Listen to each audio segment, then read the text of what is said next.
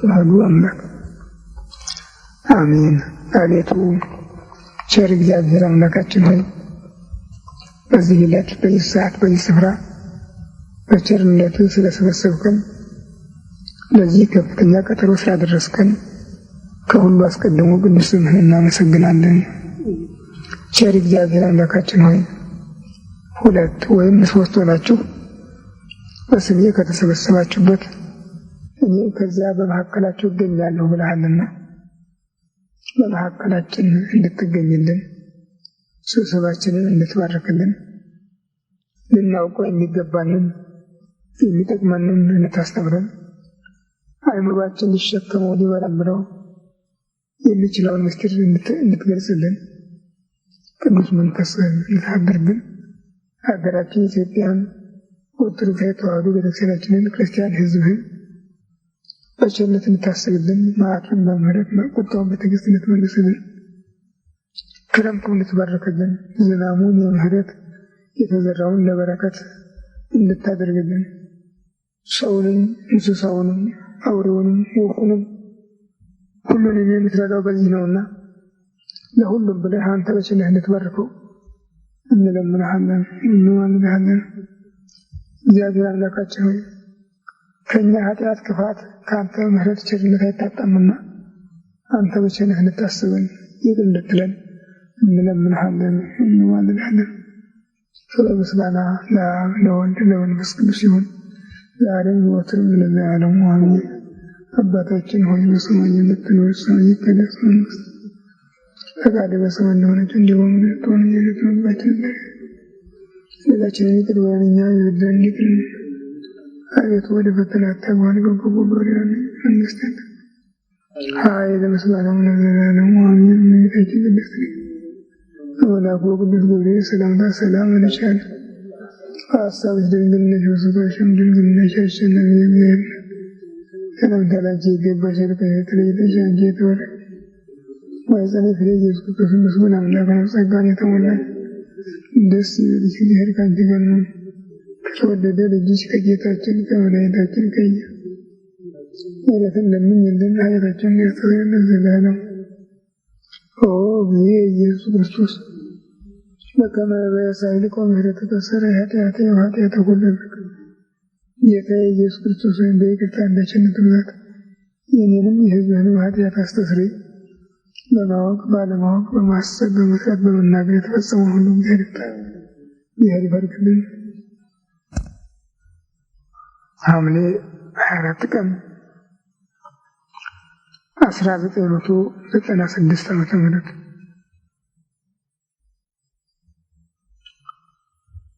ይህ ወቅት በቤተ ክርስቲያን ውስጥ ባህር፣ መብረቅ፣ ነጎድጓድ እነዚህን የመሳሰሉ ቃላት የሚነቁ ምስጋናዎች የሚነገሩበት ምንባቦች የሚነበቡበት ነው። ከሰኔ 26 እስከ ሐምሌ 18 ዘር፣ ጠል፣ ዝናብ የሚሉ ናቸው። ከዚያ ደግሞ ባህር፣ መብረቅ፣ ነጎድጓድ የሚሉ ናቸው። እነዚህ የመጀመሪያውን ክፍል የሚይዙ ናቸው። እነዚህ ደግሞ ሁለተኛውን ክረምቱ እያደገ እየጠነከረ ሲሄድ የሚነገሩ ነገሮች ናቸው። ቅድም በውይይታችን እንደጠቀስኩት ቤተ ክርስቲያኒቱ በሰውና በእግዚአብሔር መካከል የቆመች በመሆኗ ምክንያት ጸሎቷ ሁሉ የሰውን ሕይወት የሚዳስስ ነው። እያንዳንዱ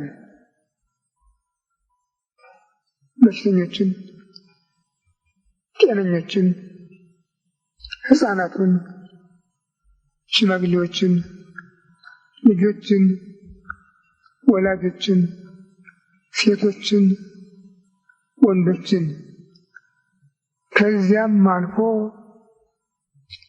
በተግባራቸው ውስጥ ገብታ እርሻውን፣ ዘሩን፣ ቡቃያውን፣ ዝናሙን፣ የዝናሙንም ከባዱን ቀላሉን፣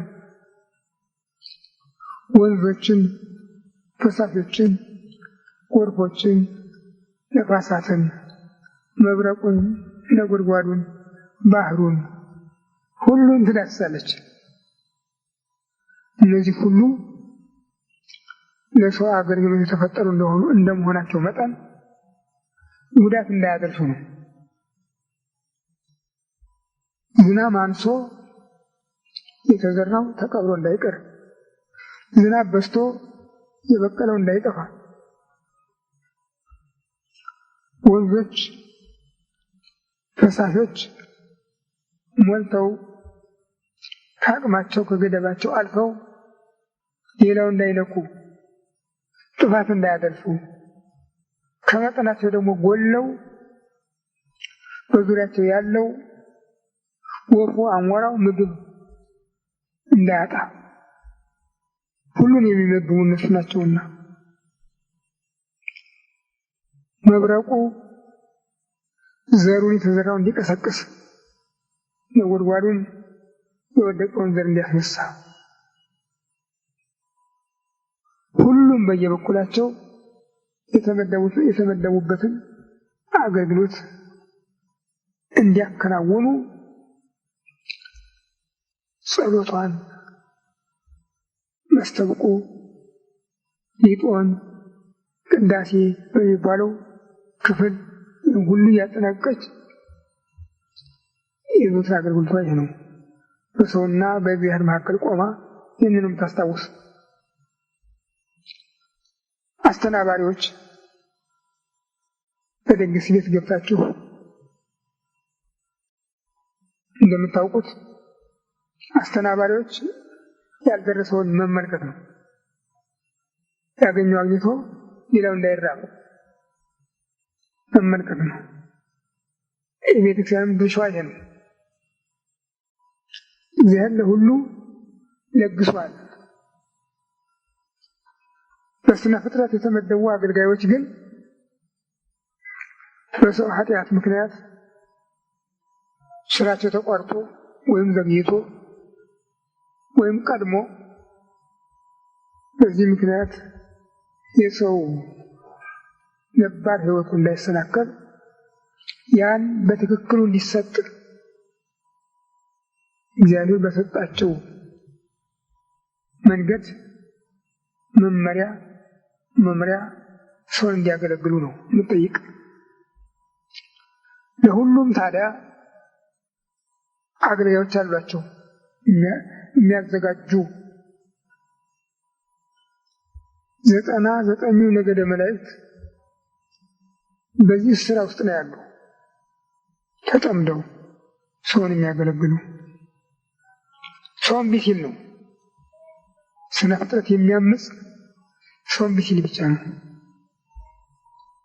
ከቀረ ግን ስራውን ጠብቆ ሁሉም ያገለግላል። እግዚአብሔር ለኖህ በሰጠው ቃል ኪዳን መሰረት ከአሁን ጀምሮ ክረምትና በጋ፣ መዓልትና ሌሊት፣ ብርድና ሙቀት፣ ዘርና መከር ሰዓታቸውን ጠብቀው ይሰራሉ ነው ያለው። አይቋረጥም እስከ ዓለም ፍጻሜ። ይሄ ቃል ነው የሚመራቸው። ግን ሰው ሲበድል ያቋርጣሉ። አገልግሎታቸውን ችላ የሚሉበት ጊዜ አለ። ቤተሰብ የባለቤቱን ግንባር ነው የሚመለከት። አንድ እንግዳ ሲመጣ ባለቤቱ ደስ ብሎት ፈገግ ብሎ አጠን ብሎ ከተቀበለው ቤተሰቡም ያንን ነው የሚመለከት።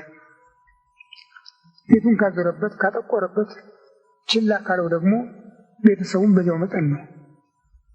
ስነ ፍጥረትም እንደዚህ ነው። ለሰው እግዚአብሔር ሁሉን ለሰው እንዲታዘዝ ሰው እንዲያገለግል አድርጓል። ሰው ካላመፀ በስተቀር ስነ ፍጥረት በሰው ላይ ጸብ አይፈጥርም። አራዊት ቢሆኑ፣ እንስሳት ቢሆኑ፣ አዕዋፍ ቢሆኑ፣ ሌላው ፍጥረት ቢሆን በሰው ላይ ክፉ መልክ አያሳይም። እምቢ ሲል ግን ታዛዦች ናቸውና በእነሱ እግዚአብሔር ሰውን ይቀጠዋል። እኛ አሁን የሚሰማው ድምፅ የነጎድጓድ ድምፅ ምናልባት ጥሩ አይደለም ብለን እናስብ ይሆናል። አይደለም። እዚህ መሬት የተቀበረውን ከተኛበት የሚቀሰቅሰው እሱ ነው። ዘሩን ተክሉን የሚያስነሳው እሱ ነው። ከዚያ ውሃ ምክንያት ይሆነዋል፣ ከመሬት ጋር ይስማማል። ከዚያ ነጎድጓድ ይቀሰቅሰዋል። ከዚያ ነፋስ ያሳድገዋል፣ እንዲያብብ እንዲያፈራ ያደርገዋል። የሰው ሕይወት ተጠብቆ የሚኖረው በዚህ መንገድ ነው። ታዲያ ለዚህ የተሰራለት ጊዜ አለ። የሐምሌ ዝናብ ጭፍን ነው፣ ክብደት አለው፣ ግን ብዙ የሚባል አይደለም። ብዙ የሚባል አይደለም። ብርሃን የለውም፣ ጭክ ያለ ነው። ያንን ታግሶ ነው ገበሬው ራቁቱን ግንድም ይታጠቅ የሚሆንም ነገር ራቁቱን የሚያርሰው። በአንድ ትከሻው ዘር በአንድ ትከሻው ቀንበር ይዞ ነው የሚወጣ። ከዚያ ጋር ሲላጋ ውሎ አንዳንድ ገበሬ እንደውም ቋጥሮ የሄደውን ስንቅ እንኳን ሳይበላ ይመለሳል። እርሻ ላይ ከቆሙ በፍጹም ራሳቸው መቆጣጠር አይችሉም። ያቺ ሰዓት እንዳታልፋቸው ብቻ ነው፣ የዘር ሰዓት እንዳታልፋቸው ብቻ ነው የሚታገሉ። የዛሬው ቴክኖሎጂ የምትሉት እሱ አይተካከሉም። የትናንትናውን ገበሬ የትናንትናው ገበሬ ገና በግንቦት ነው ክረምቱ በየት አቅጣጫ መግባት እንደሚችል የሚያውቁ። ክረምት በዚህ በኩል ነው ዘንድሮ፣ ይህ ከሆነ ዘሩ ይሄ ነው ብሎ የሚመርጠው መጀመሪያ እና እንደ ቦታው ሁኔታ የሚያስቀድመው አለው፣ የሚያስከትለው አለው። ያንን እየዘራ እየተፋጠነ ዝናብ እንዳያልፈው እየተጣደፈ ይዘራል። የጥሬ ዘር የሚዘራበት የባቄላው፣ የአተሩ፣ የማሽላው፣ የበቆሎው፣ የገብሱ ጊዜ አለው፣ የጤፉ ጊዜ አለው፣ የስንዴው፣ የሽምብራው፣ የጓያው፣ የምስሩ ጊዜ አለው። አሁን ሐምሌ እስከ ፍልሰታ 15 ድረስ የጤፍ ነው፣ ጥድፊያ ነው። ከዚያ በኋላ ደግሞ የስንዴ ነው። ከዚያ ቀጥሎ ደግሞ የሽምብራ ነው፣ የምስር፣ የጓያ። ታዲያ ወቅቱን ተጠብቀው ነው የሚያስቀምጡት። እንዳስቀምጡትም ይነሳል፣ ያድጋል። እነሱ ገና ሳይበሉ ነው የሚጠግቡ። ያንን ቡቃያውን ሲያዩት በቃ ረሃባቸው ይለቃቸዋል። ረሃባቸው ይለቃቸዋል።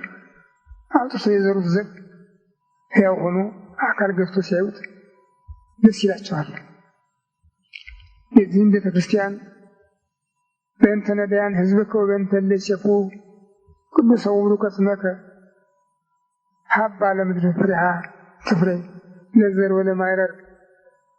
ስለ ድሆች ሕዝቦችህ ስምን ተስፋ ለሚያደርጉ ሁሉ የምድርን ፍሬ ለምድር ፍሬዋን ስጣት፣ ለዘርና ለመከር የሚበቃውን ከዚያም ተርፎ ለምግብ የሚሆነውን እንዲህ ብላል ቤተክርስቲያን የምትጠይቀው ለምድር ፍሬ ለዘር የሚበቃውን ለመከር የሚሆነውን ለስንቅ የሚሆነውን ስጣት ስለ ድሆች ሕዝቦችህ ነው የምትለው።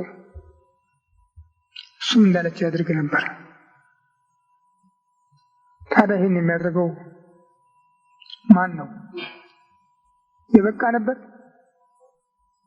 ባህታዊ ነበር? በገዳም በተባይቶ ይኖረ ወይም በሰማዕትነት በእስራት ይኖረ? አይደለም። ከሕዝቡ ጋር ተቀላቅሎ የሚልቅ ቄስ ነው። እኛ የምንልቀው ደንካራ ቄስ እያለ ትምህርት የለውም የምንለው ያ ቄስ ነው። ነገር ግን ንግግሩ ሰማያትን ሰጥቆ ይወጣል። አምላክ ፊት ይደርሳል፣ ግዳጅ ይፈጽማል። ለምን? ሃይማኖቱ ስላለው ነው። ሃይማኖቱን ስላልተወ ነው። ሃይማኖቱን ስላልረሳ ነው። በዘመናዊ ቅብጠት የቅብጠት ቋንቋ ስላልተበከለ ነው። ያውቃል።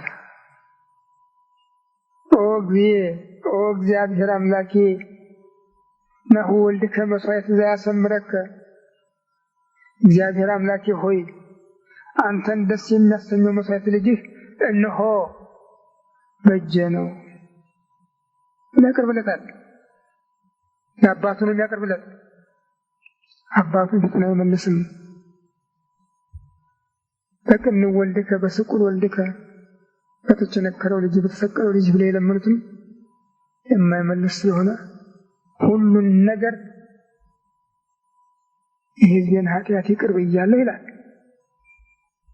ዛሬ ግን እንደሱ የሚል የለንም። ችግራችን ይሄ ነው። ሁሉ ነገር ቅጥ ያጣ በዚህ ምክንያት ነው እንጂ ከሞላ ኢትዮጵያ ዳር እስከ ዳር እንዲህ አይነት መልክ የሌለው ሁኔታ አይፈጠርም ነበር። አንዱ ቢያጣ አንዱ ያጣ ነበር። ግን ከቤተ ክርስቲያን እምነት ስለጠፋ ነው። የሚያሳዝነው ደግሞ እነሱ ማመጻቸው አንሶ ጳጳሳት፣ ካህናት እነሱ ማመጻቸው ቀርቶ ሕዝቡን ምን መጣ ብላችሁ ነው? እግዚአብሔር እንደ ሾማን መሰላችሁ እንዴ? እግዚአብሔር የማያውቀን የሚያደርግ መሰላችሁ እንዴ? እኛ እኮ ነገሩ አይጠፋንም፣ ግን ቤተሰብ ይዘን እንዴት እንታደራለን እኮ እያልን ነው እያሉ ሕዝቡን እያወናበዱና እያታለሉ ይዘውት ገደል ገቡ። ያሳዝን ይሄ ነው። ከላይ እስከታች አንድ አይነት መሆናቸውን የሚያስደንቅ መንግስት የዝናብ ጥገኛ አንሆንም ብሎ ግን ከዝናብ ጠብ የምትለውን እየቋጠር እናስቀምጣለን የሚል ፕሮግራም ውስጥ ነው ያለ እና በሱ ላይ ነው ያለ። ካህናት ደግሞ ምን አይነት አቅጣጫ ነው የያዙ? ቶሎ ብለን የሕዝቡን ገንዘብ እንሰብስብ፣ የሕዝቡን ኪስ እናራቁትና ፎቅ በፎቅ እየሰራን ከዚያ በኋላ በልማት ራሳችንን ከቻል ያን እያከራኘን እኖራለን የሚል ነው የሚመስለው። ይሄ ነው። ሙታን እንኳን የሚተኙበት አላገኙም።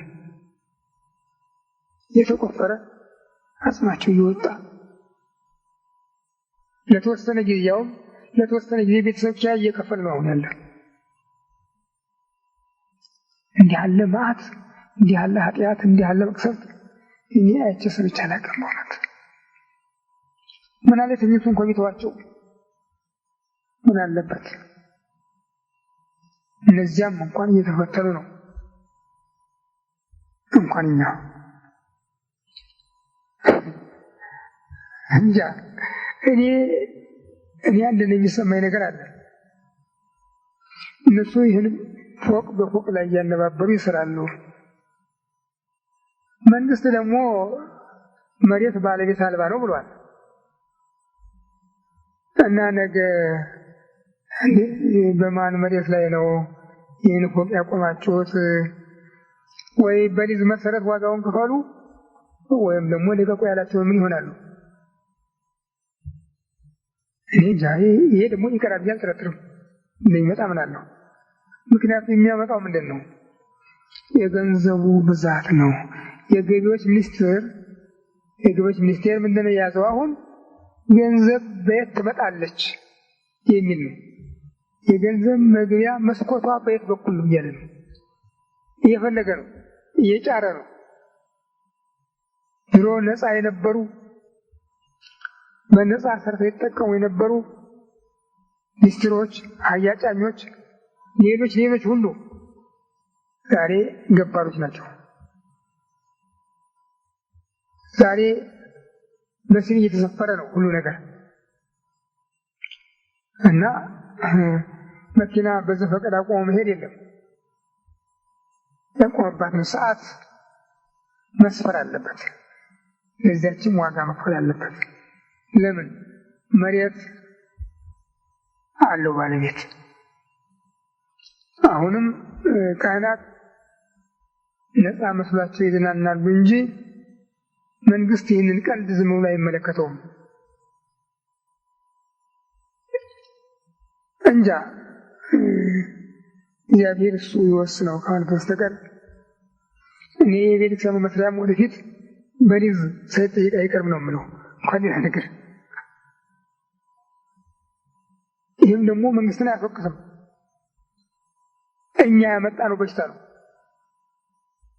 እኛ ራሳችን ያመጣነው በሽታ ስለሆነ መንግስትን የሚያስወቅስ አይደለም።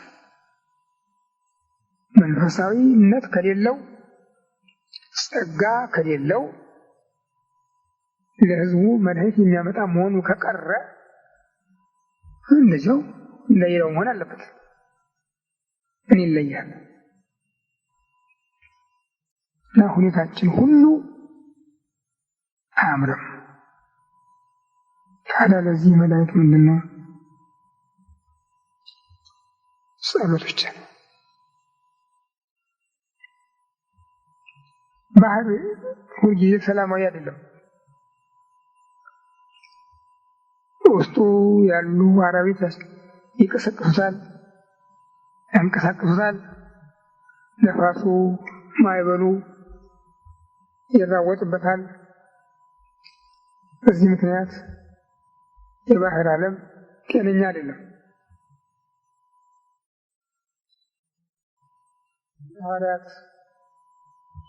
የሐዋርያት ሥራ ምዕራፍ 27ን ብታነቡ በጣም አስደናቂ ነገር ታገኛላችሁ። እዚያ በአንድ መርከብ ላይ የደረሰው ችግር ምን ያህል እንደሆነ ቅዱስ ጳውሎስ በእስረኛ ሆኖ ወደ ሮም በሄደበት ጉዞ ላይ የደረሰውን ሁሉ ከቅዱስ ጳውሎስ ተቀብሎ ቅዱስ ሉቃስ አስፍሮታል። ተስፋ ቆርጠን ነበር ነው የሚል ቅዱስ ጳውሎስ። 14 ቀን ህዝቡ ምግብ ትዝ ሳይለው፣ አሁን እኛ ሰው ከሁለት ከሶስት ቀን አያልፍም እንላለን። በዚያ ጽሑፍ እንደምናየው ግን 14 ቀን እንደቆዩ ነው የሚናገረው። ወናሁዮም ስራ ወረቡ ዕለት ይላል ቅዱስ ጳውሎስ። እምዘጥእክሙ እክለ ይህን ተቀመሳችሁ ዛሬ 14 ቀናቸው ነው አላቸው። በመጨረሻው እንደው ተስፋ ቆርጦ በነበሩበት ጊዜ አይዟችሁ እኔ የማመልከው የማገለግለው እግዚአብሔር የላከልኝ መልአክ በዛሬቱ ሌሊት አጠገቤ ቆሞ ነበር እና ሁሉም ነገር ነግሮኛል ከመርከባችን በስተቀር ነው የሚል። እዚህ ውስጥ ካለነው አንድ እንኳን አይጠፋም አይዟችሁ እና በልቅ ወጥ በራባት ሞቱ ብቻ ብሎ በፊታቸው ጸልዮ መብላት ጀመረ። ከዚያ በኋላ ሁሉም ተጽናንተው እህል ቀመሱ ነው የሚል። መልአኩ ምንድን ነው ያለው? ተፈስሐ ጳውሎስ ወናሁ ጸጋወከ ከእግዚአብሔር ኩሎ ለምስሌከ። ደስ ይበልህ እግዚአብሔር ከአንተ ያሉትን ሁሉ ለአንተ ሰጥቶሃል ያለው። ለአንተ ሰጥቶሃል አለው። የዚያ የሐዋርያ ጸጋ ነበረ። ወደ ቄሳር ይግባ ባለ ጊዜ ወደ ቄሳር ይሄድ ተብሎ መርከቡ ሲገባ መርከቢቱ ከአንድ ወደ አንድ ስትል ከአንድ ወደ አንድ ስትል በነፋስ ኃይል የተነዳች 20 ቀን ወሰደች እና በዚያ ችግር ውስጥ ነበረ የነበረ። እንዲያውም አንድ ቀን መርከበኞች እና ሰራተኞቻቸው ጥለው ሊሄዱ ተሰናድተው ነበር። ደግሞ በዚያ ጊዜ እንግዲህ ብዙ እስረኞች ነበሩ እና መልጣለን ሲሉ ደግሞ ዘበኞች እነዚያን ይቃወሙ ነው። በዚህ ምክንያት ቅዱስ ጳውሎስ ለእስረኞች አለቃ ነገሩ። ከዚያ በኋላ ቀጥ አደረጋቸውና ሁሉም ዳኑ። ከመርከብ ወጥተው 20 ቀን ዝናብ ሙሉ 20 ቀን ሙሉ ዝናብ ነበር ነው የሚል። ፀሐይ አላየንም ነው የሚል። ፀሐይ አትታይም ነበር ነው የሚል። ከዚህ ጭንቅ ነገር በሐዋርያው ጸሎት በሐዋርያው ትግልና አምላኩ ባደረገው ቸርነት ያቺ መርከብ ድና ከሰላማዊት ሀገር ላይ ደረሱ። ከዚያ ወጥተው አረማውያኑ ከስጥመት በመትረፋቸው ደስ ብሏቸው እሳት አነደዱላቸውና ከዚያ በአካባቢ ያለው እንደው ግባሶ እየሰበሰቡ እሳት ውስጥ ሲጨምሩ ቅዱስ ጳውሎስም እንደሱ ያደርግ ነበር። ወጻታ ፎት ወነሰከቶ ይላል። ከዚያ ውስጥ ያለች ተናዳፊ እባብ እጁን ጠበቀች። ያን ሲያዩ በቃ ህዝቡ ሁሉ ደግሞ ያሉ ይህ ሰው እንዴት ያለ ወንጀለኛ ኖረዋል። ከባህር ቢያመልጥ እንኳን እግዚአብሔር እኮ እንዲያው በህይወት እንዲኖር አልፈቀደለትም። ይኸውላችሁ ይህች እባብ ነደፈችው አሉ። እሱ ግን ያችን እባብ ጠራርጎ አለና እሳት ውስጥ ጨመራት። ምንም ነገር አልደረሰበትም። ከዚያ በኋላ እንዴ አሬ ሰው አምላክ ነው ባካችሁ አምላክ ነው መሰለን እስከ ማለት ደረሱ። እግዚአብሔር እንዲህ ያለ ስራ ይሰራል። ዓለምም እንደሱ ነው። ዓለም ባህር ነው፣ የማይረጋ ሁልጊዜ የሚንቀሳቀስ የሚታወክ በውስጡ ባሉት እንስሳት አራዊት በነፋሳት በማይበላት የሚታወክ ነው። ዓለም እንደሱ ነው። በውስጡ የሚኖሩ ሰዎች ደግሞ ከእግዚአብሔር ጋር ከሆኑ ሁሉም ያልፋል። ከእግዚአብሔር ጋር መሆን ነው የሚያስፈልገው። ጌታችን አንድ ቀን በባህር ላይ ይሄድ ነበር በመርከብ። መርከቡ ማዕበል ነፋስ ተነሳበት፣ አውሎ ነፋስ ተነሳ።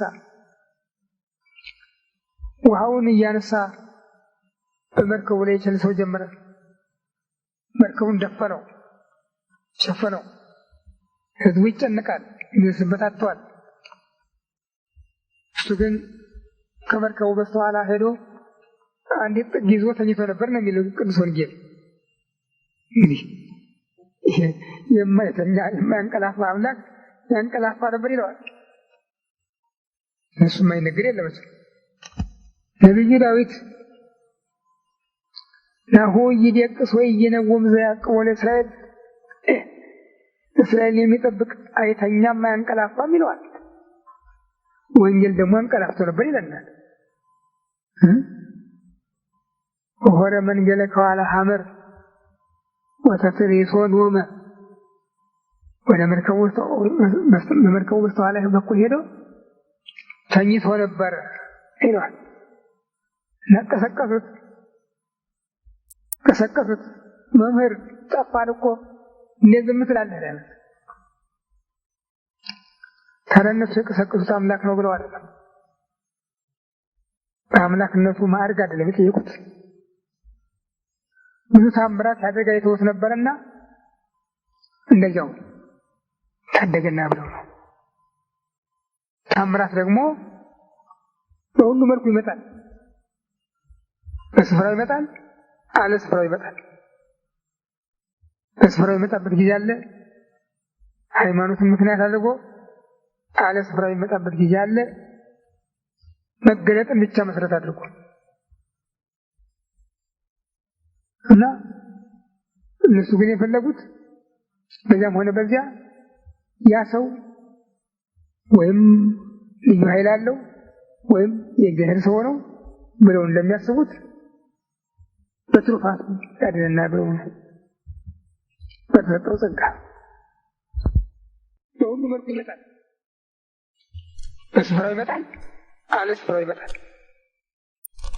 በስፍራው ይመጣበት ጊዜ አለ፣ ሃይማኖትን ምክንያት አድርጎ አለ ስፍራው ይመጣበት ጊዜ አለ፣ መገለጥን ብቻ መሰረት አድርጎ እና እነሱ ግን የፈለጉት በዚያም ሆነ በዚያ ያ ሰው ወይም ልዩ ኃይል አለው ወይም የእግዚአብሔር ሰው ነው ብለው እንደሚያስቡት በትሩፋቱ ያድነና ብለው ነው በተሰጠው ጸጋ። እሱ ግን ተነስቶ ማዕበሉንም ነፋሱንም ባህርንም ገሰጻቸው ነው የሚል። ሁሉም ጸጥ አሉ። ዝም በሉ ነው ያላቸው። ዝም በሉ። ሁሉም ጸጥ አሉ። ተነስቶ አልጸለየም፣ አልተንበረከከም። ጌታዬ ስማኝ አላለም፣ አባቴ ስማኝም አላለም። ዝም በሉ አለ። ጌታቸውን ያውቃሉና ሁሉም ጸጥ አሉ። ሕዝቡ ደነገጡ። ምኑ ውእቱ ዝንቱ እንጋ ዘይትቤዝሎቱ ባህርን ወነፋሳትኒ፣ ባህርም ነፋሳትም የሚታዘዙለት ይህ ማን ነው? ማን ይሆን እንጃ ነበር የሚሉት። ማን ነው እሱ እንበለው። ከዚህ በኋላ እነዚያን ጸጥ ካደረገ በኋላ ወደ ሰው የተመለሰ እናንተ ሃይማኖት የጎደላችሁ ነው ያላቸው። ደቀ መዛሙርቱን እናንተ ሃይማኖት የጎደላችሁ ነው ያላቸው። አዎ ትምህርቱን ሰምተዋል፣ ታምራቱን አይተዋል፣ ስራውን ሁሉ ተመልክተዋል። እግዚአብሔር የሚወደው ልጄ ይህ ነው ብሏቸዋል። እሱም የላከኝ አባቴ እግዚአብሔር ነው ብሏቸዋል። ያን ሁሉ እያዩ ሌላው ይቅር አጋንንት ራሳቸው የእግዚአብሔር ልጅ ሆይ አንተ የእግዚአብሔር ቅዱስ ያለ ጊዜያችን ታጠፋን ነው ወይ? እባክህ አታጥፋን እያሉ የሰጡት ምስክርነት ሰምተዋል። ታዲያ እዚያ እያሉ እሱ ከእኛ ጋር እያለ ምንም ሊያገኘን አይችልም ማለት ሲገባቸው ጠፋን እኮ ነው ያሉት። ጠፋን፣ ዝም ብለህ ተኝተሃል፣ ታንቀላፋለህ፣ እኛ እየተቸገርን ነበር ያሉት። አሁንም በዚህ ብዙ ሁከት በገጠመው የዓለም ባህር ውስጥ የሚኖር ሰው ሁሉ እግዚአብሔርን ማሰብ ነው የሚገባው። እሱ ቀደም ብሎ ተናግሯል። ዓለም እንዴት እንደሚሆን ወደ ምን ጣጣ እንደሚገባ ምን እንደሚጠብቀው ተናግሯል። ያን የደረሰ አሁን ረሃቡ፣ ጦርነቱ፣ መቅሰፍቱ፣ ወሬው፣ ነፋሱ፣ ማዕበሉ፣ ጋጋታው፣ ፖለቲካው፣ ውሸቱ፣ እውነቱ እየተጋጨ ዓለምን እየበጠበጠው ነው፣ እየናጠው ነው። ዓለም ግን ወደ እግዚአብሔር አልተመለሰም። ከፖለቲካ ወደ ፖለቲካ እየተዛወረ ወሬ ከሚያኝክ ወሬ ከሚያዳቅቅ በስተቀር አንዱም እንኳን ወደ እግዚአብሔር የተመለሰ መንፈስ አይታይበትም። ክርስቲያን ይሁን አረመኔ ይሁን ተከታተሉ። በቴሌቪዥን በራዲዮ በሌላም መልኩ ቢሆን የምትሰሙት መልኩ አንድ የሆነ ግን አስተሳሰቡ ዝብርቅርቅ የሆነ ወሬ ብቻ ነው፣ ሌላ የለም። የሚገርማችሁ የሚገባ ለራሴ የሚገባ ስራ ስላለው የሚለው ሁሉ በራሱም ላይ ጉዳት ሲፈጽም ነው የምታዩት። እስላም ከመሰረቱ ጀምሮ ዓለምን እስላም ለማድረግ ከእስልምና ውጭ የሆነውን አማኝ ሁሉ ማጥፋት የሚል ይሄ ፕሮግራሙ ነው። በእምነት ውስጥ ያለ ነው። እስካሁን ግን አልመቸው በማለቱ ጊዜውን ገና በመሆኑ ቆይቶ ነበር። ዛሬ በዘይት ሀብት እየበለጸጉ ስለመጡ የገንዘብ ጉልበት አላቸው። አሁን በገንዘብ ነው ዓለሙን የሚገዙት። ሌሎች በመሳሪያ በልጽገዋል፣ ለማጥፋቱ ተዘጋጅተዋል። ግን ያን ያሰቡት መሳሪያ ለማከናወን ደግሞ ከባድ የገንዘብ ወጪ ይጠይቃቸዋል። አሁን ሰይጣን ያተጋቸው ሁለቱም ወገኖች እነዚህ ገንዘብ እነዚያ መሳሪያ ሆነው ዓለሙን ለማጥፋት እየተዘጋጁ ነው። በተለይም እስላም ዓለምን ሁሉ እስላም አድርጋለሁ በሚል ዓላማ ላይ ነው የቆመው። ያም ሆኖ አጠፋዋለሁ ያለውን ብቻ ለሚያጠፋ ወገኑንም ጭምር ከኑግ ጋራ የተገኘ ሰሊጥ አብረት ወቀት እንደሚባለው ወገኑንም ጭምር በኢራቅ እንደምንሰማው በአፍጋኒስታን እንደምንሰማው አብዛኛው የራሳቸው ህዝብ ነው የሚያልቀው። ግን በደፈጣ የሚጨርሱ ደግሞ እነሱ ራሳቸው ናቸው። መሳሪያውን የሰሩት እነሱ አይደሉም። መሳሪያውን የሰሩት ታዳኞች ናቸው። አውሮፓውያን፣ አሜሪካውያን፣ መስኮቦች፣ ቻይናዎች ታዳኞች ናቸው። እነሱም አብረው ያልቃሉ። ገዳዮች ግን እነዚያ ናቸው። ገዳዮችም ወገናቸውን ይጨርሳሉ። በዚህ አይነት ማዕበልና ነፋስ ውስጥ ነው አሁን ዓለም ያለው። ታዲያ እንዴት ነው ማምለጥ የሚቻለው? ሀገራችን ወደ ወጥመዱ ክበብ እየገባች ነው። እየገባች ነው። አልገባችም ልንል አንችልም። የእግር ዳና እየሰማን ነው። በየትምህርት ቤቱ በልዩ ልዩ ስፍራ የሚያጓራው የቦምብ ድምፅንና የራዲዮ ዜና መምጣቱን እየነገረን ነው። ታዲያ ምንድን ነው ይሻላል? እናንት ሃይማኖት የጎደላችሁ ያለ ጌታ የሃይማኖት መኖር እውነተኛ የተፈተነ መለየት ነበረ። ለኢትዮጵያ ደግሞ የዳሪ እርሻ ምስክር አያሻ እንደሚባለው ሌላ ምስክር የሚያስፈልገው አልነበረም። በሕገ ልቡና፣ በሕገ ኦሪት፣ በሕገ ወንጌል በኖረችባቸው ዘመኖች ሁሉ ሃይማኖት ከኢትዮጵያ ጋር እንደነበረና በልዩ ልዩ ጊዜ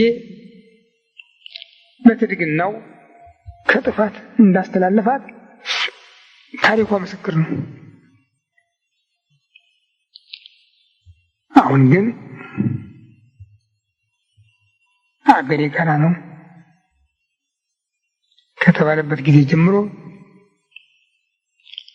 የሁሉም ሃይማኖታውያን ሰልፍ በኢትዮጵያ ላይ ነው። መብት አግኝተናል ብለው አላረፉም። የኔ የኔ ለኔ ለኔ በሚለው ሽኩቻ ውስጥ ስለገቡ ሁሉም ኢትዮጵያን አጥፍተው የኛ ለማለት እየታገሉን ነው። ለእነሱ የሚያገኙት ነገር የላቸውም። እነሱም እኛም አብረን እንጠፋለን እንጂ እኛ ጠፍተን እነሱ ቀርተው የሚያገኙት ሀገር የለም። ግን ለማጥፋት እየታገሉ ነው። ይልቁንም ከሌላው ይበልጥ ለማጥፋቱ እድል እንዳላቸው የሚገመተው እስላሞች ናቸው። እንዳልኩት ያንን የኃይሉን ዓለም እንኳን እያናወጡት ነው። የኃይሉን ዓለም የአሜሪካን ዓለም፣ የአውሮፓውን ዓለም፣ ሌላውንም የስልጣኔ ዓለም በሙሉ ከራሱ በገዙት መሳሪያ እያናወጡት ነው። ከራሱ በገዙት መሳሪያ ታዲያ ጌታ በርጥብ እንዲህ ያደረጉማ በደረቅ እንዴት ይሆን እንዳለው ነው። እነዚያ መሳሪያም ኃይልም ያላቸው ወገኖች ያልቻሉት ኃይል በባዶ እጃችን ምንድነው መከላከል የምንችለው? እና መከላከል የምንችለው በቀድሞ መሳሪያችን በሃይማኖት ነበረ። በዓለም ብዙ ኃያላን ተፈራርቀዋል። ግሪኮች፣ ፋርሶች፣ ሮሞች፣ ግብጾች። በዚህ ሁሉ ኢትዮጵያ አልተደፈረችም። ለምን? እግዚአብሔር ከእሷ ጋር ስለሆነ። በአንደኛው የዓለም ጦርነት፣ በሁለተኛው የዓለም ጦርነት ኢትዮጵያ ከጥፋት ድናለች። ለምን? ከሃይማኖት ጋር ስለሆነች። አሁን ግን በሶስተኛው የዓለም ጦርነት የምትከላከልበት ምንም መሳሪያ የላትም። የምትመክተው ጋሻ፣ የምትጠጋበት አምባ መሸሻ የላትም። ጋሻዋን ሃይማኖትን፣ መሸሻዋን እግዚአብሔርን ትታለች እና በሁከት ዓለም ውስጥ የሚኖር ማንም ሃይማኖት እንዲኖረው ያስፈልጋል። እናንተ ሃይማኖት የጎደላችሁ ነው ያለን። አሁን ያስቸገረን ሃይማኖት መጉደል ነውና ወደ ሃይማኖታችን እንድንመለስ መጣር ያስፈልገናል። ለዚህም በእርግጥ ከአምላካችን ጋር የሆን ሁሉ በጸሎት መከላከል ይገባናል። ራሳችንንም፣ ቤተሰባችንንም፣ ሀገራችንንም። ምናልባት ጥቂቶች ነን፣ ምን እናደርጋለን የሚል ሀሳብ ሊፈታተንን ይችላል። ጥቂትነታችን አይጎዳም።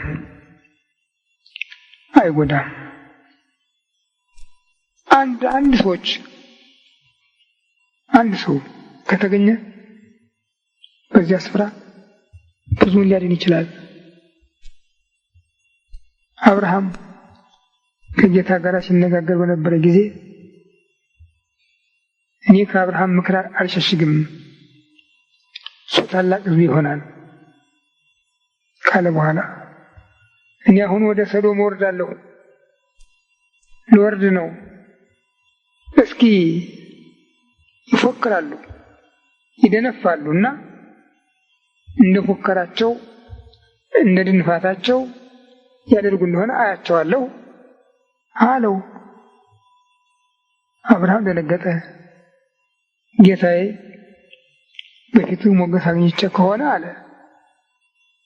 በዚያች ሀገር 50 ጻድቃን ቢኖሩ ሁሉንም አብረህ ታጠፋለህ? እኔማ አታድርግ፣ ጻድቁን ከኃጢአተኛ ጋር አታጥፋ አለው። ጌታ 50 ጻድቃን ካሉ ስለ 50 ጻድቃን መላውን እምራለሁ አለው። አብርሃም ፈራ፣ ቁጥራቸው ያልሞላ እንደሆን ብሎ 45 ቢሆኑስ ግድ የለም አለው። 35 ቢሆኑ 30 ቢሆኑ 25 ቢሆኑ 20 ቢሆኑ 15 ቢሆኑ 10 ቢሆኑ እስከ ማለት ድረስ ደረሰ። ሁሉንም ተቀበለው። 5 ቢሆኑ እስከ ማለት ድረስ። ከዚህ በኋላ እመቼ ተረክቡ 5 ሰዎች ቢገኙሳ ይለኛል ብሎ ሰው ወሬ ያሉ መምህራን እና ሰዎች ካሉ በጥቂቶች እግዚአብሔር ብዙዎችን ይምራል። አለመኖራችን ብቻ ነው የሚያስቸግረው። በነቢዩ በሕዝቅያስ ዘመን፣ በንጉሱ በሕዝቅያስ ዘመን የፋርስ ንጉስ ኢየሩሳሌም ሊያጠፋ ተጠርቶ መጣ። ተጠርቶ ነው መጣ እንዲቀጣ። እዚያ ድረስ ግን በገዛ ጉልበቱ እንዳደረገ ሁሉ ታበየ። ይሄ እግዚአብሔር የምትሉት ጣዖት የሚያድናችሁ መስሏችኋል አለው። እና ንጉሱ በራሱ አልተማመንም። ኧረ እባካችሁ ሂዱ ለኢሳይያስ ንገሩት፣ አምላክህ እግዚአብሔር የራፋስቂስን ቃል ይስማ፣ ተግዳሮቱን ይመልከት ብላችሁ ንገሩት። የምጥ ቀን ነው ዛሬ፣ የመከራ ቀን ነው ዛሬ፣ ዝም ብሎ የሚመለከቱበት ቀን አይደለም በሉት ብሎ እነሱ ልኮ እሱ ቤተ መቅደስ በር ላይ ተንበርክኮ ያለቅስ ነበር። አምላኬ እግዚአብሔር አላለም፣ አምላካችን እግዚአብሔር አላለም። ክዶት አይደለም፣ በድለነዋል ብሎ ነው፣ አይገባንም ብሎ ነው። አምላክህ እግዚአብሔር አለ። የእሱን ባለሟልነት ሲያስረዳ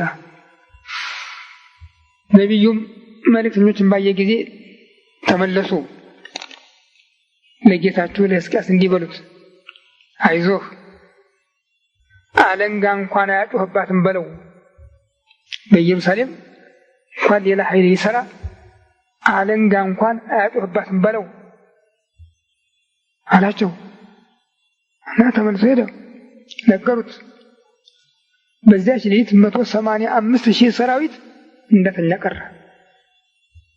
185,000 ሰራዊት በተኛበት ነው የቀረ፣ አልተንቀሳቀሰም። የእግዚአብሔር መልአክ ቀጣው። እሱ 6 ራሱን ሆኖ ወደ ሀገሩ ገባ።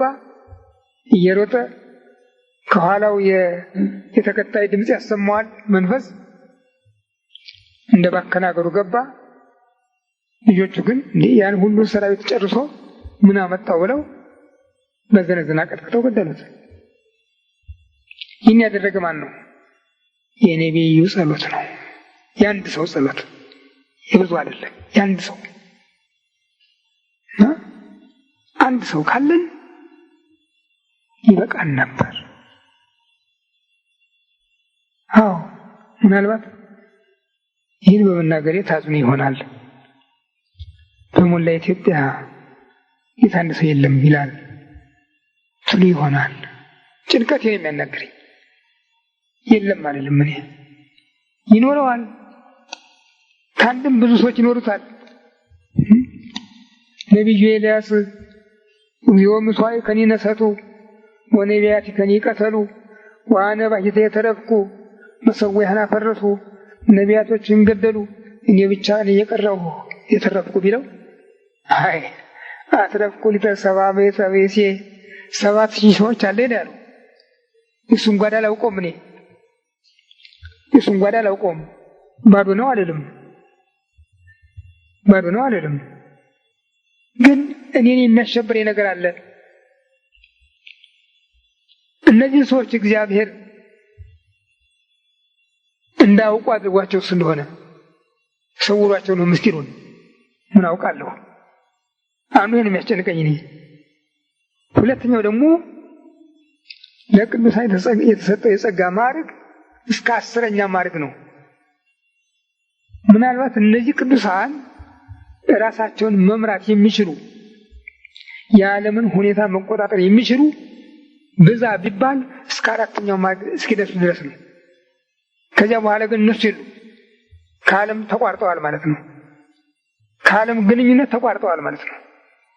በግል ዓለማቸው ውስጥ ነው ያሉ እና የሁል ጊዜ ውሏቸው ከመላእክት ጋር ነው። የሁል ጊዜ ውሏቸው በብርሃን ውስጥ ነው። ቀን የለም በእነሱ ዘንድ፣ ሌት የለም በእነሱ ዘንድ። በቃ ቀንም ሌትም አንድ ነው። ረሃብ የለም፣ ጥጋብ የለም። በዚህ ሰዓት ልብላ፣ በዚህ ሰዓት ልጾም የሚባል ነገር የለም። ከዚያ ጊዜ ጀምሮ እንግዲህ እስከ 10ኛው ማዕረግ ድረስ እያደጉ ከሚሄድ በስተቀር ወደ ኋላ አይመለሱም። ይሄ ደግሞ ማንንም እንዳያስቡ ያደርጋቸዋል። እስቲ አስቡት፣ እኛ እንኳን አንድ ትዝታ ውስጥ ስንገባ የሚያነጋግረን ሰው መስማት የፊታችን የቆመውን ማየት ያቅተን የለም?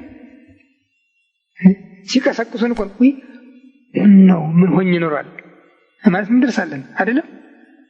አዎ። እና እኔ ቅዱሳን በዓለም የሉም ብዬ እግዚአብሔርን አልፈታተንም። ነገር ግን በእንደዚህ ያለው ጸጋ ውስጥ ስለሆኑ አያስታውሱንም የሚል ሀሳብ ስላለ የሚያስጨንቀን ይሄ ነው።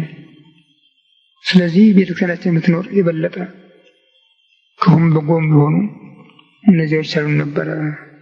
እነሱን ማጣት፣ የሃይማኖት መታጣት ሀገራችን ያሳጣናል ብዬ እፈራለሁ። እኛንም ከታሪክ ውጭ ያደርገናል ብዬ እፈራለሁ። ያስፈራል። በጣም ያስፈራ ዘመን ውስጥ ነው ያለነው። የሚያስፈራ፣ የሚያስደነግጥ፣ የሚያጠራጥር ዘመን ነው ያለንበት። ለዚህ ልቡን ጠንክር አድርጎ ወደ እግዚአብሔር የተመለሰ ብቻ ነው ሊያልፈው የሚችልና እስኪ እንግዲህ ሁላችሁም ልባችን ወደዚህ መልሳችሁ ከእግዚአብሔር ጋር ተነጋገሩበት። እግዚአብሔር አምላካችን ደግሞ ሁሉንም አሳልፎ መልካሙን ለማየት ያብቃል።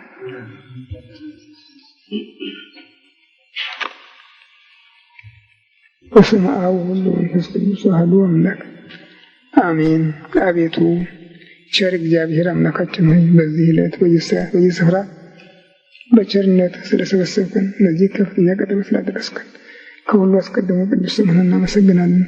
ቸር እግዚአብሔር አምላካችን ሆይ እስከ ዓለም ፍጻሜ እኔ ከእናንተ ጋር ነኝ ብለሃልና እንዳትለየን፣ እንዳትርቀን፣ እንድትታደገን፣ እንድትጠብቀን ከመከራ ሥጋ ከመከራ ነፍስ እንድትሰውረን እንለምንሃለን፣ እንማልድሃለን። ቸር እግዚአብሔር አምላካችን ሆይ ሀገራችን ኢትዮጵያን ኦርቶዶክሳዊ ተዋሕዶ ቤተክርስቲያናችንን ክርስቲያን ሕዝብህን ከጥፋት እንድታድንልን፣ መዓትህን በምሕረት ቁጣውን በትዕግስት እንድትመልስልን፣ ክረምቱንም የተባረከ እንድታደርግልን፣ ዝናሙን የምድር ዝራውን ለበረከት እንድታደርግልን፣ አንተ በቸርነት ይህችን አገር እንድታስባት፣ በቸርነት እንድታስባት